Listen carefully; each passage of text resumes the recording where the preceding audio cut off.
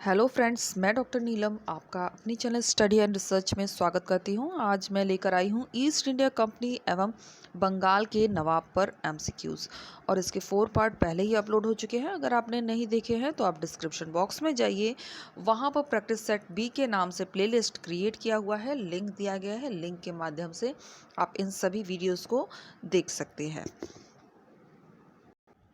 इस तरह का वीडियो पसंद आता है तो लाइक शेयर सब्सक्राइब करें। सब्सक्राइब करने के बाद बेल आइकन की घंटी को जरूर प्रेस कर लें ताकि इस तरह का वीडियो जब भी अपलोड करूं उसका नोटिफिकेशन आसानी से आपको मिल सके।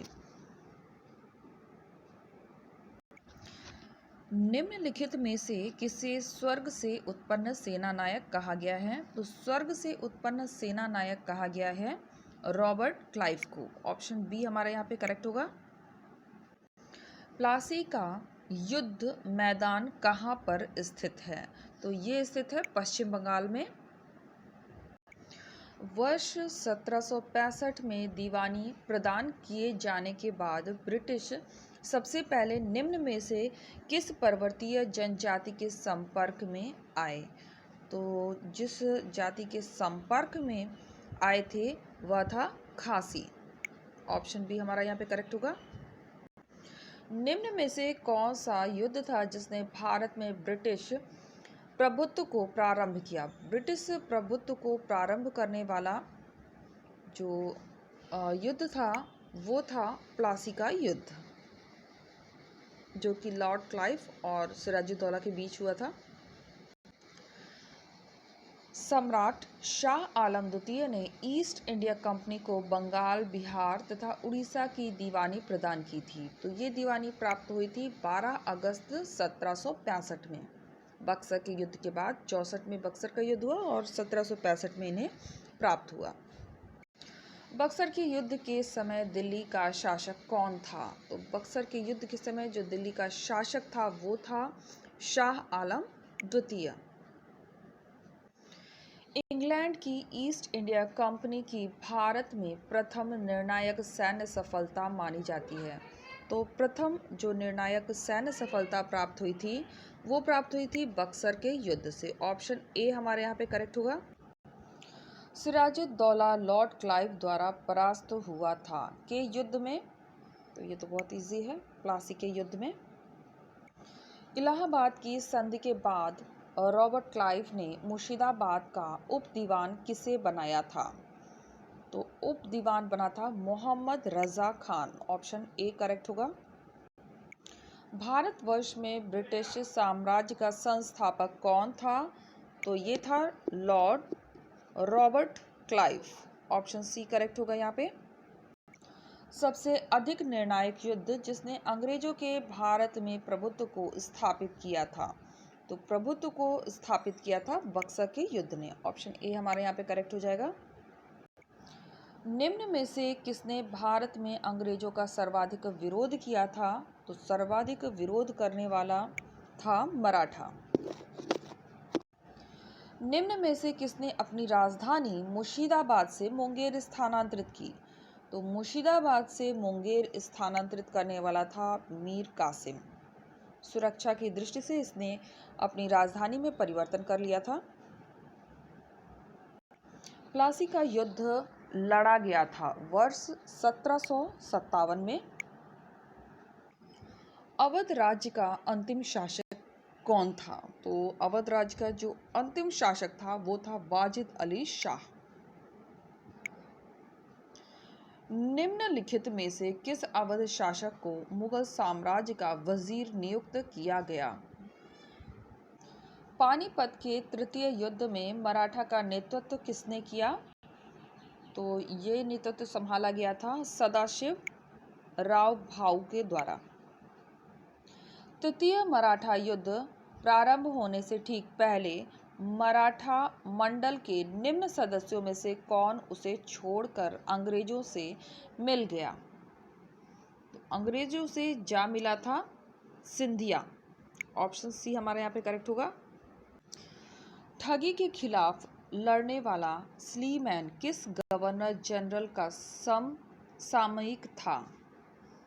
तो ये समसामयिक था लॉर्ड विलियम बेंटिक के। निम्न में से कौन गवर्नर जनरल अरबी, फारसी एवं बंगाली भाषा का जानकार था? तो अरबी, फारसी और बंगाली भाषा का जानकार था वॉरेन हेस्टिंग्स। ऑप्शन डी हमारा यहाँ पे करेक्ट हो जाएगा।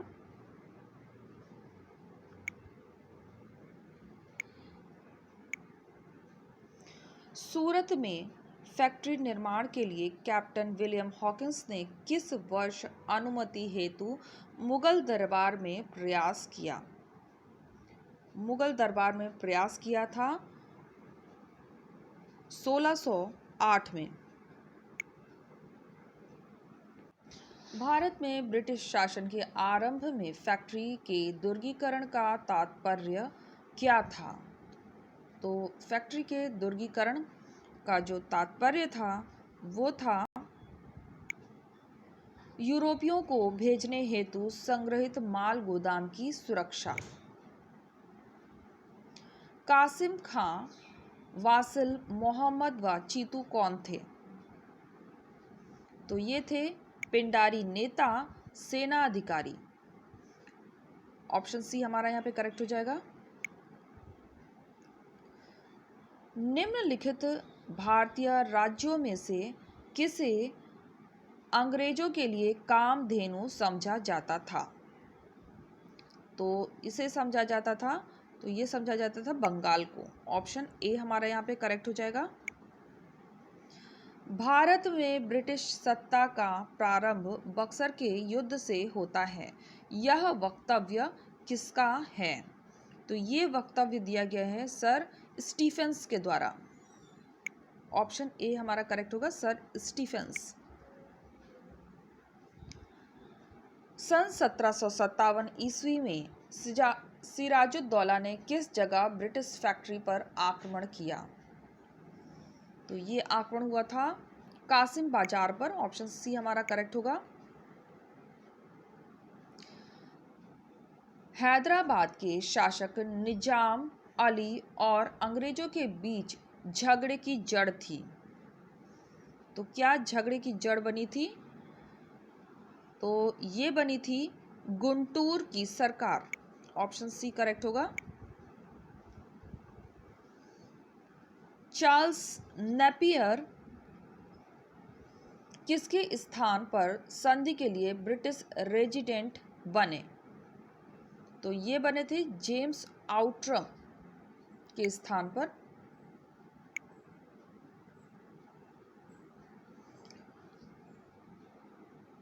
फौज ए आम एवं फौज ए बेकवायद किसकी सेना से संबंधित था? तो ये संबंधित था रणजीत सिंह की सेना से। नवाब वाजिद अली शाह को सत्ता से हटाए जाने का कारण था? तो इनको सत्ता से हटाया गया था कुप्रशासन के कारण।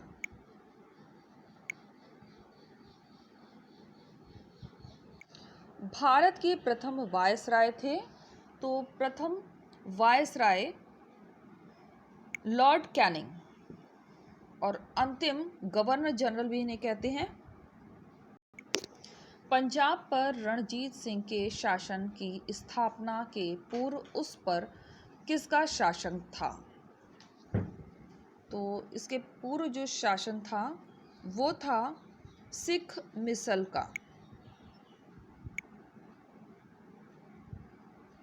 नेक्स्ट देखते हैं, रणजीत सिंह के प्रथम सिख साम्राज्य की राजधानी किस नगर में थी? तो किस नगर में थी? तो ये थी लाहौर में। रणजीत सिंह ने, और यहाँ ऑप्शन दिए गए हैं, अंग्रेजों के साथ युद्ध नहीं किया। करेक्ट है। अपनी सेना में यूरोपियों की नियुक्ति नहीं की, ये भी करेक्ट है। अफगानों को, एक मिनट यहाँ पर कुछ मिस्टेक्स हैं, इसमें जो करेक्ट होगा वो केवल वन ही है। कश्मीर पर अधिकार नहीं किया। अंग्रेजों के साथ उनका युद्ध तो हुआ ही था। फिर अपनी सेना अंग्रेजों के साथ युद्ध नहीं हुआ कह रहा है, अंग्रेजों के साथ तो युद्ध हुआ था, यानी इनकरेक्ट दे रहा है। फिर अपनी सेना में यूरोपियों को नियुक्त नहीं किया, ये भी इनकरेक्ट है। और अफगानों को परास्त नहीं किया, ये भी इनकरेक्ट है। तो करेक्ट जो है, कश्मीर पर अधिकार इन्होंने कभी नहीं किया। तो करेक्ट ऑप्शन चूज करना है इसमें। रणजीत सिंह को लाहौर का गवर्नर किसने नियुक्त किया? तो ये नियुक्त किया था अफगानिस्तान के शासक जामा शाह के द्वारा। रणजीत सिंह को राजा की उपाधि किसने प्रदान की? तो ये उपाधि मिली थी जामा शाह के द्वारा। रणजीत सिंह की मृत्यु के बाद उत्तराधिकारियों के संघर्ष में किसने सत्ता हड़प ली? तो सत्ता हड़प ली थी खड़क सिंह। मृत्यु के बाद किसने सत्ता हड़प ली? तो खड़क सिंह हो जाएगा, ऑप्शन डी। निम्न में से किन किन का रणजीत सिंह के साथ संबंध था? तो संबंध इसमें से बताना है। सबसे पहले दे रहा है सुकेर, चकिया, मिसल और लाहौर का कब्जा, इससे संबंध था। अंबाला का युद्ध और लॉर्ड लेक की पराजय, इससे नहीं था। ईस्ट इंडिया कंपनी के साथ सहायक संधि पर हस्ताक्षर इनके नहीं हुए थे। फकीर अजीमुद्दीन दीनानाथ की नियुक्ति करना, ये था। तो हमारा जो ऑप्शन बनेगा 1 और 4, ऑप्शन सी हमारे यहाँ पे करेक्ट हो जाएगा। अख्तर पिया किसका उपनाम था? तो ये उपनाम था वाजिद अली शाह का। वास्को डिगामा का मित्र जमोरिन शासक था, तो ये शासक था कालीकट का। निम्न में से किसने पुर्तगाली सेना को भारतीय महिलाओं से विवाह करने के लिए प्रेरित किया? तो विवाह करने के लिए प्रेरित करने वाला था अल्बुकर्क, ऑप्शन बी हमारे यहाँ पे करेक्ट हो जाएगा। आरंभ में यूरोपीय व्यापारियों की रुचि जिसमें थी, तो आरंभ में इनकी जो रुचि थी वो थी मसाले में। भारतीय एवं यूरोपीय व्यापारियों के मध्य व्यवसाय का सर्वाधिक स्थान था, तो व्यवसाय का जो सर्वाधिक स्थान था वो था सूरत, महत्वपूर्ण स्थान था। दस्तक किससे संबंधित था? तो दस्तक संबंधित था व्यापार एवं वाणिज्य से।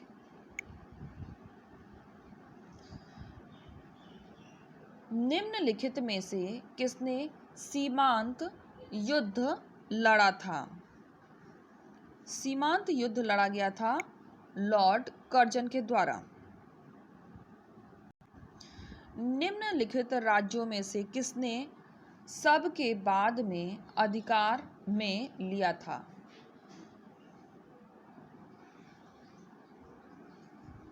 तो अवध को सबसे बाद में अधिकार में लिया गया था, अवध को। पानीपत की तीसरी लड़ाई में मराठों की हार का सबसे अधिक लाभ किसको मिला? तो ये लाभ मिला था ईस्ट इंडिया कंपनी को। किस ब्रिटिश शासक ने मराठों को अंतिम रूप से पराजित कर दिया? तो अंतिम रूप से पराजित किया था लॉर्ड हेस्टिंग्स। पुरंदर की संधि सन 1776 ईस्वी में मराठों का प्रतिनिधि कौन था? तो इनका जो प्रतिनिधि बना था वो थे नाना फडणवीस, ऑप्शन डी हमारा करेक्ट हो जाएगा यहाँ पे।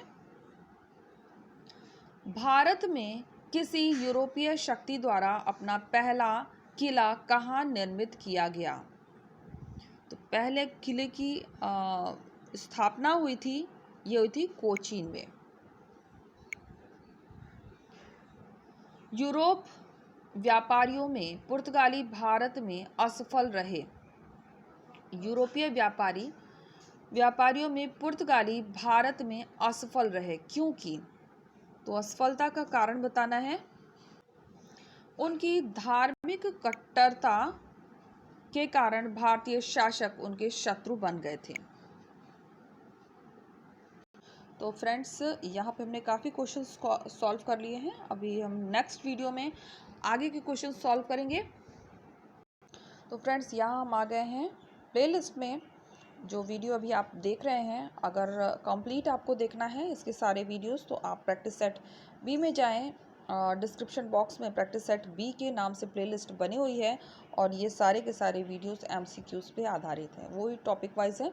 तो आप यहाँ से स्टडी कर सकते हैं। हमने प्राचीन इतिहास से स्टार्ट किया था और इस समय हम मॉडर्न हिस्ट्री के टॉपिक्स को कवर कर रहे हैं। ये मैं दिखा सकती हूँ आपको। 114 वीडियोस इसमें अपलोड हो चुके हैं। इसके अलावा अगर आपको ओल्ड पेपर चाहिए नेट के, टीजीटी, पीजीटी के, तो उसका भी लिंक आपको डिस्क्रिप्शन बॉक्स में मिल जाएगा। तो यहाँ से आप वीडियो के माध्यम से स्टडी कर सकते हैं। उम्मीद है आपको वीडियो पसंद आया होगा। वीडियो पसंद आता है तो लाइक, शेयर, सब्सक्राइब करें। सब्सक्राइब करने के बाद बेल आइकन की घंटी को जरूर प्रेस कर लें, ताकि इस तरह का वीडियो जब भी अपलोड करूँ उसका नोटिफिकेशन आसानी से मिल सके। Okay friends, take care and bye bye.